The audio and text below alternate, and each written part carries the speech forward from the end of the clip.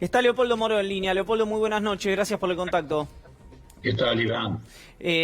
Bueno, bien, por ser protocolar. ¿Qué suscita esta información que acaba de contar Juana Morín? Mira, yo no sé cuánto tiempo tengo, pero muy sucintamente. En primer lugar, más allá de cada uno de estos episodios, me parece que lo que hay que hacer es contextualizar esto. ¿Qué ha pasado en la Argentina? En la Argentina lo que pasó es que se apropió a partir del 2015 una mafia del Estado. Una mafia que llegó precisamente porque algunas de estas formas de hacer política, por decirlo de alguna manera, le había dado resultado.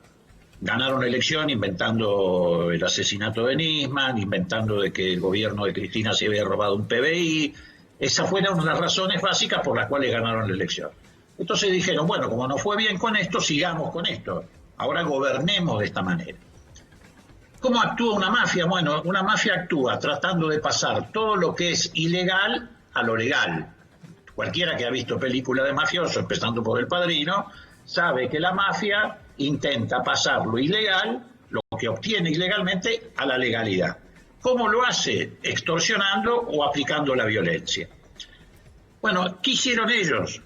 Armaron esta mafia en el Estado, que tuvo fundamentalmente tres patas, una trilogía mafiosa. Una, la famosa mesa judicial, que tenía una misión concreta, que era articular en la justicia lo ilegal que hacía la AFI, inventando testigos, extorsionando gente, fabricando causas, etc. Entonces la justicia tenía que transformar todo eso que es ilegal en legal. Entonces tenés la pata judicial, que era la mesa judicial, que la presidía el propio Macri, participó de varias reuniones. Es una verdadera asociación ilícita, es decir, un grupo de personas que se reunía para desarrollar múltiples delitos. Después tenés la pata de la AFI, que se dedicaba a todo esto que se acaba de mencionar y muchísimo más. La capacidad de asombro los va a superar a ustedes, muchísimo más que esto. Pero porque hay más información. Perdón la interrupción, Leopoldo, pero vos tenés más información. Claro, ¿es información u opinión? Claro. A ver, es las dos cosas. Pero yo soy presidente de la Comisión de Seguimiento de los Organismos de Inteligencia hace poco y estoy comprometido por la obligación de la reserva. Pero se van a sorprender muchísimo más. Y la otra pata era la mafia del Banco Central, es decir, la que se llevó 86 mil millones de dólares en fuga de capital, que en definitiva era buena parte de la razón por la cual hacían todo lo otro, porque la mafia permanentemente pretende ganar dinero. Así ha funcionado esto en la Argentina. Por supuesto, como ocurre en estos casos, los grupos mafiosos también se vigilan a sí mismos, es decir, desconfían de los que tienen alrededor, están siempre pendientes de que alguno lo puede traicionar, y esto no es una película, es la realidad. Por eso es cierto que no solamente espiaron sistemáticamente, persiguieron sistemáticamente a dirigentes de la oposición, empezando fundamentalmente por Cristina Fernández de Kirchner, pero también extendiéndose hacia otros lugares, sino que también se espiaban entre ellos. Y no es solamente por la manía de Macri de espiar, que la tiene, sino porque es parte de la metodología mafiosa. Ahora, Leopoldo, espiar a los que tienen alrededor.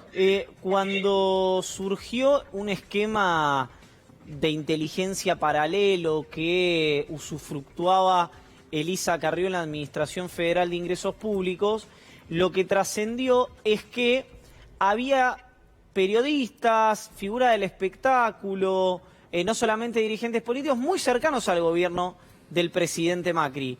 En este caso, sin romper lo que el mandato constitucional que le da la titularidad de la bicameral de inteligencia, ¿nos puede decir si había periodistas que tenían a lo mejor más cercanía con el gobierno del presidente, del presidente Macri, si había periodistas de este canal, si no había periodistas? Había periodistas que estaban de un lado y del otro del mostrador. Había periodistas que eran espiados, y no solamente periodistas opositores, y había periodistas que se servían del espionaje. Es decir, había de todo. Había periodistas que eran espiados, que eran víctimas de operaciones, incluso algunas repugnantes, que lo pretendían vincular a delitos repugnantes, y había periodistas que recibían estos informes de inteligencia y eran protegidos por estos servicios de inteligencia. Juan. Leopoldo, la verdad es que es indudable, hay demasiado ya material, digamos, sobre el cual tirar del hilo. ¿Ves fuerza de voluntad en la justicia para avanzar con estas causas? Porque da la impresión que muchas veces se revelan muchísimos casos sumamente escandalosos, que hay muchísimas pruebas sobre la mesa.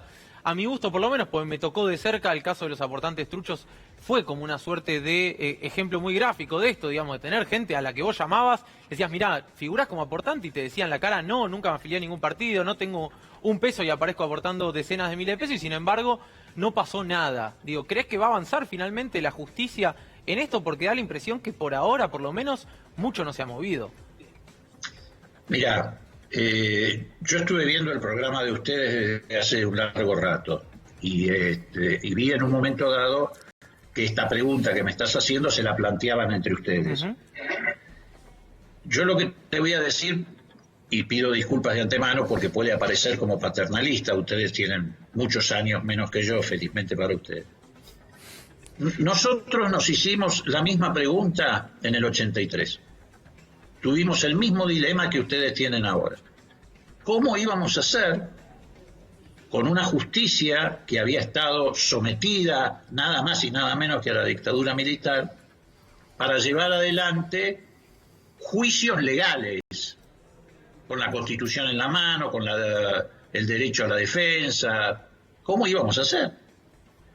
¿Había jueces dispuestos a eso? Es más, teníamos hasta dificultades legales. Vos sabés que en el Código Penal argentino hasta ese momento no existía la figura de la desaparición forzada de personas. No era un delito. No era un delito tipificado en el Código Penal. Y sin embargo, se pudo.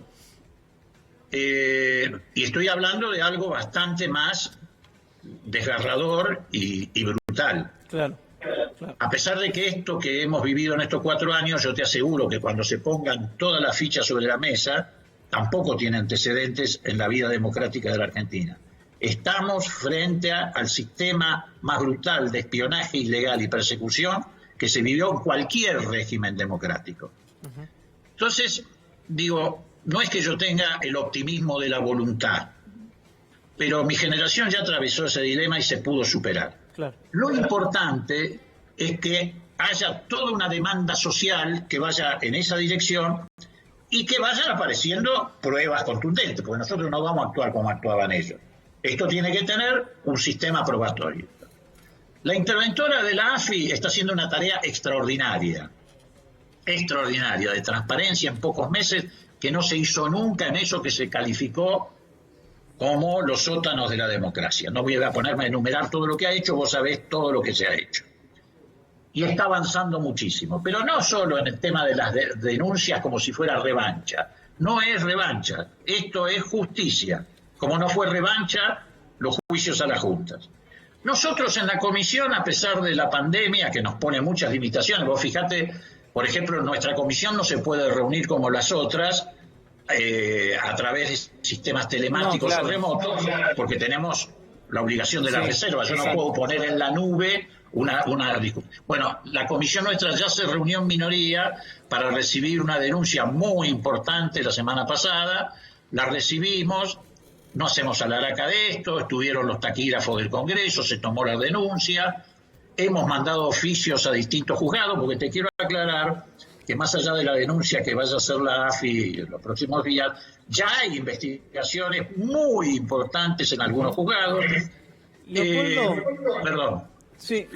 Y además te quiero decir que el miércoles reunimos presencialmente a la comisión en el Salón Parodi, que es el más grande del Congreso, para que tengamos todos los diputados una gran distancia y senadores, porque somos bicameral, claro, y vamos a tratar todos estos temas.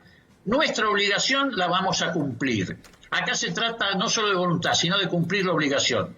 La interventora lo está haciendo, yo te aseguro que hay jueces que lo están haciendo, y nosotros como comisión parlamentaria lo vamos a hacer. Nosotros vamos a trabajar para que la democracia nunca más sea dominada por mafias de esta naturaleza. Vamos a limpiar a la democracia de estas mafias.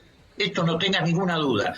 Y además lo vamos a hacer con un criterio muy equitativo, porque no solamente lo vamos a hacer para atrás. Si aparecen de aquí en adelante cosas en los servicios de inteligencia que vulneran las garantías individuales del ciudadano, como hizo esta gente que se fue, que arrasa el Estado de Derecho, que impide la defensa en juicio, que nosotros también vamos a denunciarlo y vamos a trabajar en ese sentido.